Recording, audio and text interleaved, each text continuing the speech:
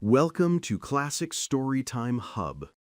Tonight we bring you a reimagined retelling of Robert E. Howard's chilling tale, The Footfalls Within. This is not a direct reading, but a freshly rewritten adaptation, crafted to capture the same dread and suspense in a new voice, just for you.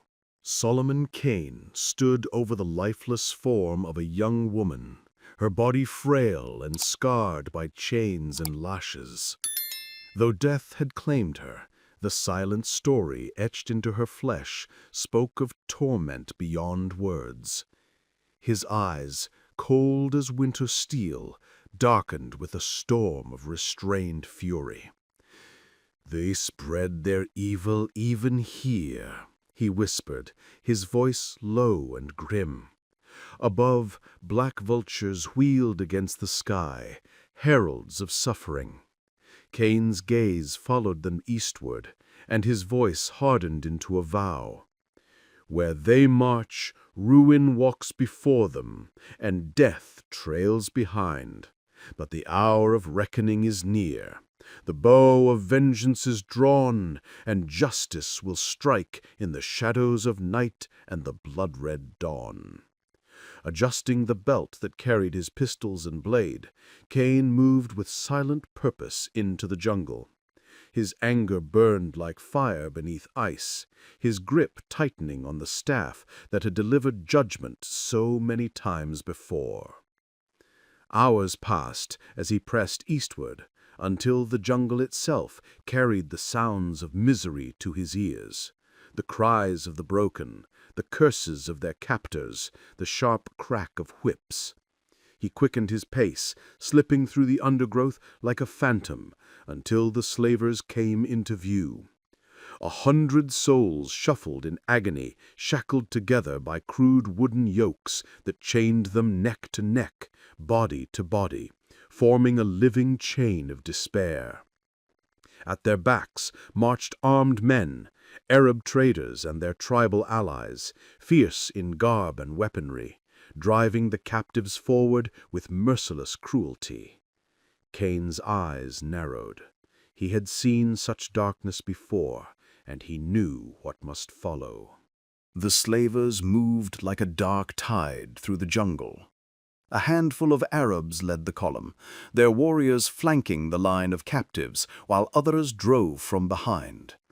Between them shuffled the chained slaves, stumbling under the weight of their wooden yokes, each lash of the whip tearing screams and blood in equal measure.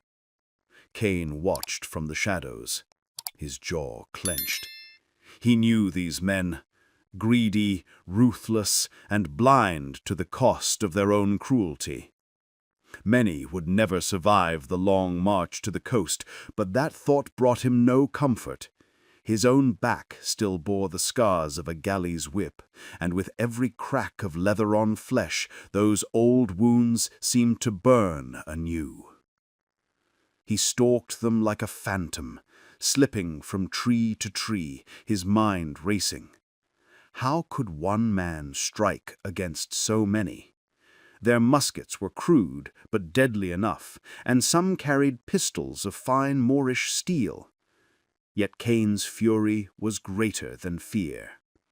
Each cry of pain from the captives was a hammer blow on his soul, driving him deeper into a storm of rage. The jungle heat twisted his anger into something monstrous. His vision swam red, his thoughts clawed at by madness, until he saw the world through a haze of blood and vengeance. Still, he held back, until fate forced his hand. A young girl stumbled, dragging her yoked companion down with her. She collapsed in the dust, too weak to rise.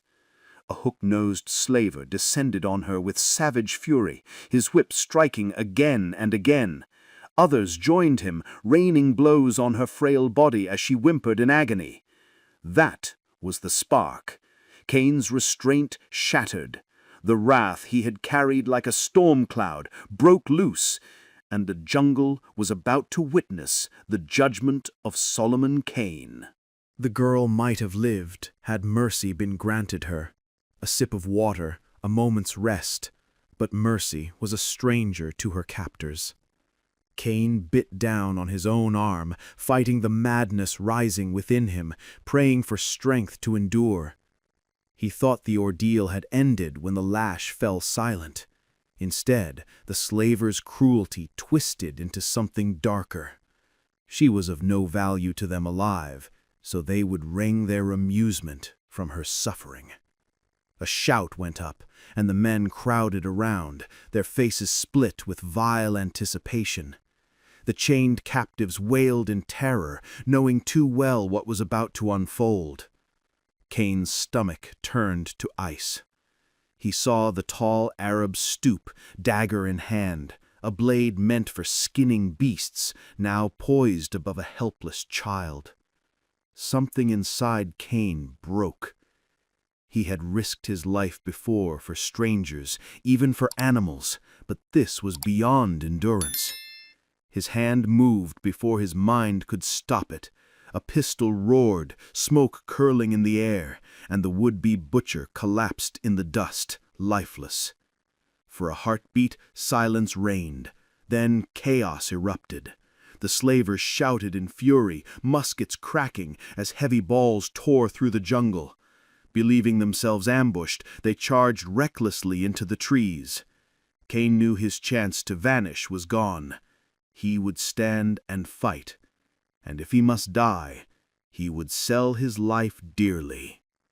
He stepped from the shadows, tall and grim, his second pistol already raised. Another slaver fell with a bullet through the heart. The rest howled like wolves and surged forward. The Puritan's eyes blazed cold fire. Alone, outnumbered, he stood unyielding, a storm of steel and wrath, the embodiment of judgment in the heart of the jungle. Steel rang like thunder in the jungle gloom. Kane's rapier flashed, turning aside the storm of scimitars, then drove home with merciless precision. One foe fell clutching his chest, another crumpled as the blade punched through skull and bone. A third warrior lunged barehanded, desperate to grapple. Kane's left hand answered with cold steel, the dirk ripping him open in a spray of terror. The others faltered, fear flickering in their eyes. A musket ball smashed into the tree beside Kane's head, showering him with splinters. He braced himself, ready to hurl his life into the heart of the pack. The sheik's whip cracked like lightning, driving his men forward. "Take him alive!" he roared. Kane's reply was wordless. His dirk spun through the air, slicing the sheik's turban before burying itself deep in another man's shoulder. Snarling, the sheik drew his silver-chased pistols, threatening his own men with death if they faltered. Desperation gave them courage. They surged again. One warrior impaled himself on Kane's sword, only for another to shove the dying body forward, trapping the blade. In that instant, the mob crashed down on him, dragging him beneath sheer weight of flesh and fury. But Kane did not yield easily. His fists cracked jaws and shattered teeth. His knee drove savagely into a groin, and even pinned beneath a dozen men, his long fingers clamped around a throat with such iron force it took 3 to tear him free. Blooded, gasping, they finally bound him hand and foot. Panting, the sheik strode forward, pistols gleaming at his sash. He looked down at the battered Puritan, his hawk-like face twisted with arrogance. "I am Hassim ben Said," he declared. "Who are you?" Kane's glare was colder than steel. "My name is Solomon Kane, an Englishman, and your scourge, jackal." The sheik's eyes narrowed, then flickered with recognition. "Suleiman Kahani," he said softly, savoring the name. "I have heard of you. The Turks curse you. The corsairs still bleed from your blade." Kane gave no answer. His silence was heavier than words. Hassim only shrugged, but unease lingered in his gaze. The sheik's voice dripped with arrogance as he studied his captive. "You will fetch a fine price," he said. "Perhaps I'll take you to Stamboul. There are lords there who would pay dearly for such a man. And I recall one Kamal Bey, a scarred corsair who curses your name. He would give me gold to see you chained." Kane's silence was colder than steel. At a gesture, the Puritan was dragged upright. His bonds were loosened only enough to free his legs, his hands still tied behind him. A thick cord was looped around his neck and placed in the grip of a towering warrior whose other hand rested on a scimitar broad enough to cleave a man in two. The sheik sneered, "And what say you to my generosity, Englishman?" Kane's reply came low and terrible, each word vibrating with restrained fury.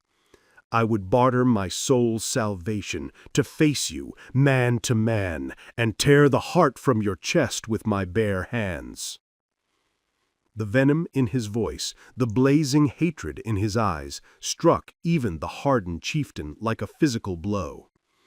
For an instant, Hassim ben Said recoiled, pale as though he had glimpsed a beast unchained.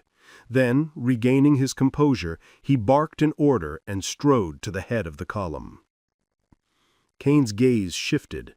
The girl who had collapsed earlier now staggered forward again, spared for the moment by his intervention. Night crept closer. Soon the slavers would be forced to halt. The march resumed. Behind Kane, his guard shadowed him with blade drawn, while 3 more warriors trailed close, muskets primed and matches glowing. They had felt his wrath and would not underestimate him again. His pistols, rapier, and dirk were gone, claimed by Hassim, but the sheik had scornfully discarded the strange cat-headed stave. One of the black warriors had picked it up, only for it to pass into the hands of a lean, gray-bearded Arab. This man now walked beside Kane, turning the stave uneasily in his fingers. His eyes darted toward the Englishman, as though he wished to speak, yet fear held his tongue. And Kane, watching him from the corner of his eye, sensed that the man's unease came not from him, but from the stave itself. The old Arab broke his silence at last. "I am Yusuf the Hadji," he said softly. "I bear you no malice, Englishman. I had no hand in your capture. If you would allow it, I would be your friend. Tell me, from where comes this staff, and how did it fall into your keeping?" Kane's first instinct was to curse him into silence, yet there was a strange sincerity in the man's eyes, and so he answered with measured words. "It was given to me by my blood brother, a sorcerer of the slave coast named Nlonga." Yusuf's eyes widened. He muttered into his beard, then quickly sent a runner to summon the sheik. Moments later, Hassim bin Said strode back along the column, his weapons clinking at his sash, Kane's pistols and dirk among them. "Look, Hassim," Yusuf cried, thrusting the staff forward. "You cast this aside without knowing its worth." His sheik frowned. "I see nothing but a stick, sharp at one end, carved with the head of a cat at the other. A heathen trinket, nothing more." Yusuf's voice rose, trembling with fervor. "You are blind. This staff is older than kingdoms, older than prophets. I have read of it in the ancient books, bound in iron, and even the prophet, peace be upon him, spoke of it in parable. Do you not see the cat's head? It is Bast, the goddess of Egypt. In forgotten ages, her priests bore this rod before their chanting throngs. With it, Moses defied Pharaoh. With it, the tribes of Israel carried their covenant. With it, Solomon, son of David, bound demons and drove forth sorcerers. And now, once more, it rests in the hands of a Suleiman." His voice cracked with near fanatic passion, but Hassim only shrugged, unimpressed. "It did not save the Jews from slavery, nor has it saved this Suleiman from my chains. I value it less than the blade with which he slew 3 of my finest men." Yusuf's eyes burned with conviction as he shook his head. "Mock this relic if you will, Hasim, but your scorn will be your undoing. One day you will face a power that no blade can cut, no bullet can bring low. This staff is no common stick of wood. It is the rod of prophets and kings, older than empires, older than men. It has passed through the hands of priests who lived before Adam, in cities drowned beneath forgotten seas. It carries the shadow of an elder world, where strange rulers fought evils that were ancient even when their dawn was young. And now, once more, it rests in the hand of a Solomon." The sheik dismissed him with a snarl and strode away, Yusuf trailing after, muttering like a prophet no one wished to hear. Kane only shrugged his broad shoulders. He knew enough of the stave's uncanny nature not to laugh at the old man's words. The wood itself was alien. No tree of earth had ever borne such grain. Its weight, its balance, its very feel spoke of a world apart. The cat-headed pommel, carved with hieroglyphs older than Rome, was a later addition, Kane sensed, as if some forgotten Egyptian had reshaped an even older design. Sometimes, staring at it, he felt a dizzying suggestion that the figure had once been something else entirely, something best left unguessed. The day dragged on beneath a merciless sun. The chained captives stumbled forward, lips cracked, eyes glazed with thirst. Their whimpers rose like a broken chant, punctuated by the thud of bodies collapsing in the dust, dragged on by their yoked companions. At last, as the sky bled into twilight, the march halted. The slavers pitched camp, posted guards, and tossed their prisoners scraps of food and a trickle of water, just enough to keep them alive for another day of torment. Shackled and sprawled on the hard ground, the captives endured their misery with the grim patience of the broken. And Kane, bound but unbowed, watched the night gather, his thoughts circling back to the staff and the abyss of ages it seemed to carry in its silent weight. They gave Kane food and water, though his hands remained bound. He drank sparingly, ashamed beneath the silent hollow eyes of the chained captives who watched him with parched lips. The clearing chosen for camp was ringed by towering trees, the shadows deepening as the sun bled away. When the Arabs had eaten, and the black warriors still busied themselves with their cooking fires, old Yusuf returned to Kane's side, his voice once more circling back to the staff. Kane answered with a patience that surprised even himself, though his heart burned with hatred for the man's race. Then Hasim appeared, striding with the arrogance of a conqueror. Kane studied him with cold detachment. The sheik was the very image of ruthless power, bold, reckless, certain of his destiny, and contemptuous of all beneath him. "Still prattling about that stick," Hasim sneered. "Haji, you grow senile." Yusuf's beard trembled with fury. He shook the staff like a curse. "Mockery ill suits you, Hasim. We march through a land haunted by devils cast out of Arabia long ago. This staff is no common rod. It is not of this world. Who knows what other things have endured through the ages? This very trail was ancient before Rome, before the Seljuks. Legends say Solomon himself passed this way, driving demons westward into their prisons. And will you?" His words were cut short by a scream. From the jungle shadows burst a lone figure, a black warrior, eyes rolling white, arms flailing as though pursued by unseen furies. His mouth gaped in a soundless howl, teeth gleaming in the firelight, his body the very image of terror incarnate. The camp erupted. Men leapt to their feet, weapons snatched up, eyes darting to the dark wall of trees. Hasim swore. "That is Ali. I sent him to hunt meat, perhaps a lion." But no lion followed. The man collapsed at Hasim's feet, babbling incoherently, pointing back into the jungle with trembling hands. "He claims he found a tomb," Hasim growled, scowling down at him. "A mausoleum hidden in the forest. But he cannot say what drove him back, only that some horror seized him and sent him fleeing." He kicked the groveling man aside, but unease rippled through the camp. The Arabs muttered, and among the native warriors panic stirred like dry leaves in the wind. The camp murmured with unease.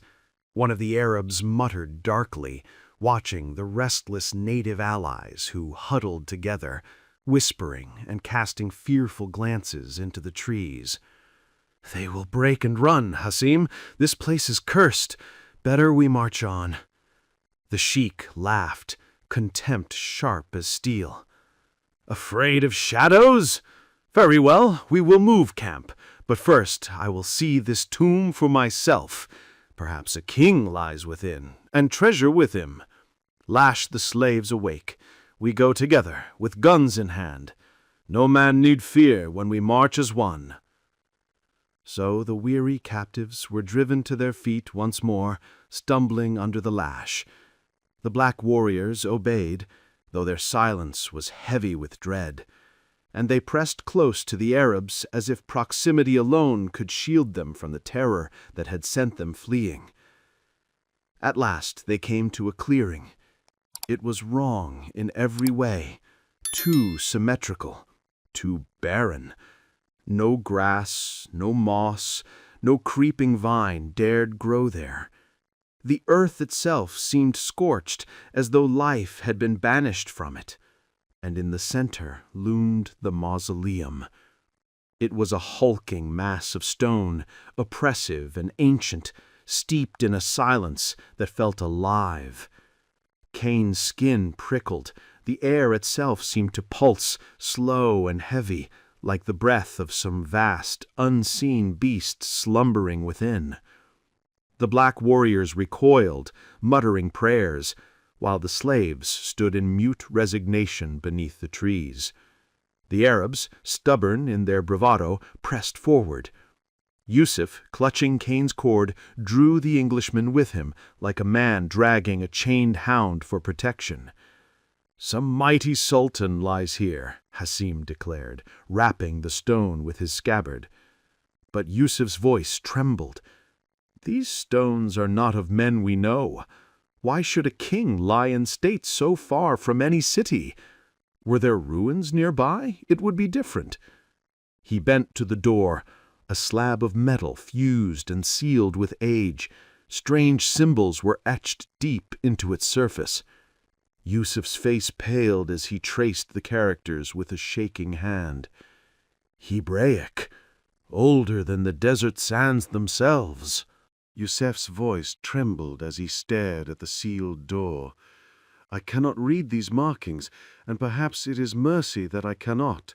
What kings of old locked away should never be disturbed. Hasim, this place reeks of doom. Let us leave it." But the sheik only sneered. "Whoever lies within is no son of Islam. Why should we not claim the jewels and treasures buried with him? Break the door." Some of the Arabs shifted uneasily, but none dared defy him. At his command, a massive warrior stepped forward, hammer in hand. Kane stiffened. His instinct screamed. The mausoleum was ancient, beyond reckoning, its stones untouched for countless centuries. And yet he heard it, a sound that froze his blood. Footsteps, heavy, deliberate, pacing back and forth inside that tomb as though some monstrous thing had never ceased its endless march. A chill ran the length of his spine. He could not tell if the sound touched his ears or his soul, but he knew it was real. "Stop!" Kane's voice cracked like a whip. "Hasim, call me mad if you will, but I hear something moving within. A fiend walks behind that door." The hammer paused mid-air. The camp fell into a taut silence. Men strained to listen. "I hear nothing," growled one. "Nor I," came the chorus. "The Frank raves." Hasim turned to Yusuf with mocking eyes. "And you, old man?" The Haji shifted uneasily, his face pale. "No, nothing. And yet—" Kane's jaw tightened. Perhaps he was mad. Yet deep within he knew he was not. The staff, that cursed ancient relic, had sharpened his senses beyond mortal ken. It whispered truths others could not hear. Hasim barked a laugh and gestured sharply. The hammer fell. The blow rang out like thunder, echoing through the jungle in a warped, mocking laughter. Again the hammer rose, again it crashed, each strike reverberating like the heartbeat of some buried titan. And through it all, Kane still heard the tread, that slow, monstrous pacing within that stone. For the first time in his life, Solomon Kane felt terror's cold hand close around his heart. This was no mortal fear. What Kane felt was a chill that seemed to blow from beyond the edges of the world, a wind carrying the rot of forgotten ages, the stench of an epoch that should have stayed buried. He could not tell if he truly heard the footfalls or only sensed them in some deeper part of his soul, but he knew they were real. No beast, no man, something vast and nameless paced within that tomb, its tread shaking the earth like the march of a nightmare titan. The hammer fell again and again until the ancient lock gave way. The door burst inward, and Yusef screamed. No beast leapt forth, no demon of flesh and claw. Instead, a wave of stench rolled out, thick and suffocating, followed by a rush of horror so overwhelming it seemed the doorway itself bled. The horror engulfed Hassim. The fearless sheik who had never known fear shrieked as his scimitar cut only empty air. Coils of formless death wrapped around him, crushing, smothering. Yusef shrieked like a soul damned, dropped the stave, and fled with the others into the jungle. The black warriors howled and scattered. Only the chained slaves remained, rooted in terror, their cries rising like a dirge. Through a haze of delirium, Kane saw Hassim swaying helplessly, wrapped in the pulsing coils of a red, shapeless thing. A mass of blood-colored vapor that shifted and lurched as though it walked on monstrous, unseen legs. Then came the crack of bones, and Hassim crumpled like a broken doll, his body shattered. With a roar of defiance, Kane tore free of his bonds. His hand closed around the juju staff. The horror turned toward him, its crimson bulk looming, its form ever-changing. Fear clawed at his mind, but he stood firm. Raising the ancient staff high, Kane struck. The staff met something that was not flesh, not matter, but still yielded beneath its blow.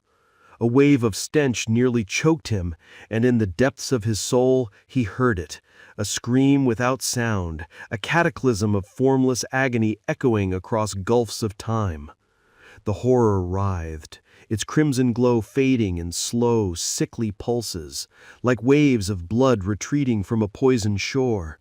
The soundless screaming dwindled, fading into distances beyond human thought, until nothing remained but silence and the broken dead at Kane's feet.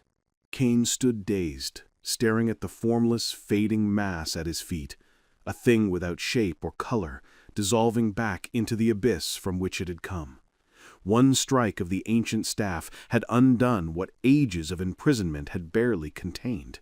This was the same rod, Kane realized, that once lay in the hands of a king and sorcerer of old, the weapon by which Solomon himself had bound demons into hidden prisons to wait until folly loosed them again upon the world. So the legends were true. Solomon had driven the fiends westward, sealing them in places of dread. Yet why had he spared them? Was his magic too frail to destroy, able only to bind? Kane could not know. He only knew that where the ancient king had chained, he had slain. A shudder ran through him. He had looked upon life that was not life, and death that was not death. Once more, as in the haunted ruins of Nagari, as in the hills of the dead, as in the cursed land of Akana, he felt the vastness of creation press upon him. Man was not alone. The earth spun through endless ages, spawning forms of existence like worms in rot. Humanity was only the latest maggot to crawl upon its surface, and surely not the first, nor the last. His gaze fell upon the stave of Nilonga. No longer did he see it as a mere fetish of black sorcery. It was a weapon of light, a sword against the inhuman darkness, and he felt a reverence for it so deep it bordered on fear. He bent to the horror's remains, recoiling as its strange substance slipped through his fingers like clotted mist. With the staff, he levered the mass back into the tomb and sealed the door. Then his eyes turned to Hasim. The sheik's body lay broken, smeared with foul slime, already rotting as though years had passed in moments. Kane shuddered once more. A timid voice broke his grim reverie. The slaves, kneeling beneath the trees, watching him with wide, patient eyes. He shook himself from his thoughts. From Hasim's corpse he reclaimed his pistols, dirk, and rapier, wiping away the clinging filth that already corroded the steel. He gathered powder and shot abandoned in the Arab's flight. They would not return. Whether they perished in the jungle or reached the distant coast, none would dare again to set foot in that accursed glade. Kane moved among the captives, breaking their bonds with grim determination. "Gather the weapons your masters cast aside," he told them. "Return to your homes. This place is cursed. And when the next raiders come, better to fall in the ashes of your huts than to live in chains." They would have knelt to him, but he waved them off, embarrassed by their reverence. As they prepared to depart, one of them spoke timidly. "Master, what of you? Will you not come with us? You could be our king." Kane's face hardened, his voice low and final. "My road lies east." So they bowed to him and turned back toward their villages, while Kane lifted the ancient staff, the rod once borne by pharaohs, by Moses, by Solomon, and by kings whose names were lost in the ruins of Atlantis. Alone, he set his steps toward the rising sun. Only once did he pause, casting a long look back at the mausoleum. It loomed against the stars, black and silent, a relic of sorcery older than memory. Then Kane turned away, vanishing into the jungle, a solitary figure bound to wander, forever walking the shadowed paths where men and monsters meet. And thus the story ended. If you liked this journey into the worlds of classic literature, do not forget to support us by subscribing so we can tell you more. And hey, if there's a classic tale you'd love to hear told in this suspenseful style, drop its name in the comments below. Your suggestion might be our next chilling adventure.